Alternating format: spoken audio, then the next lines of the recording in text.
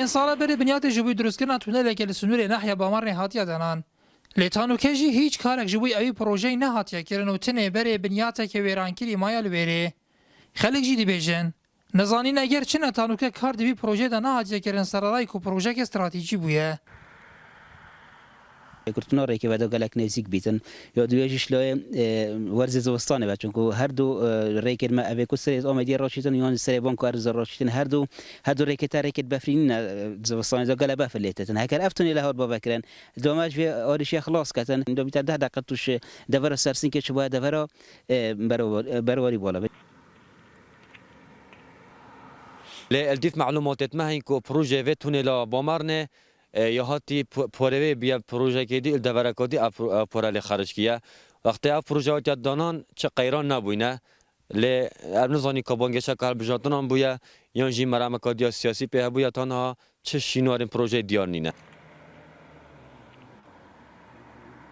ریوبری ناحیه بامر نشی درباره مانوی اوی پروژه دی بیجید. هذا طبعا صار 2011 هاتي راساندن حتى كا اما ناحيه الديفشين ما تشي بزانين جالك سنين براسي شو كم نيتاتي بلي يا ام زانين كو درجه يا في تونيل 3 كيلومتر نيفا وكدي ريك الفيلا لويدي تشاي 12 كيلومتر مرمت سركي يدوي تونيل دو تشي سركي اكشونا جيدانا في دوري بدورا برواريا و بلاستيكوش لاي ابوري و فايده كو مفاكي مازن ده ياد جيل باشروجي كو هكا درجه كي سنوري بتفكر نبين هرم كردستان تركيا ده مفاكي مازن تدهبي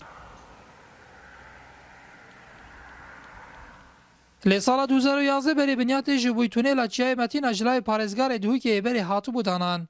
کجمه 2 میلیارد و 300 میلیون دلار با کمپانی جی کار هاتبون ترخان کردن و 700 میلیون دلار جبوی کمپانی لبنانی هاتبون ترخان کردن که به کار دیزاین دارابید. ماوی پروژه 260 روز بون. پروژه تونل دا دورا آمدی به دورا بروالی بالا و گریدت. پشتی بورین پین سالاجی تنه بری بنیاد مال وره. لو ماجی خلکی دوره بسیار دکن. اری بوچی حتی نکه اف پروژه نکهت یاد باره جیب جکرنه دا. نیت ولا ماریه نارتی ناحیه بامرنه.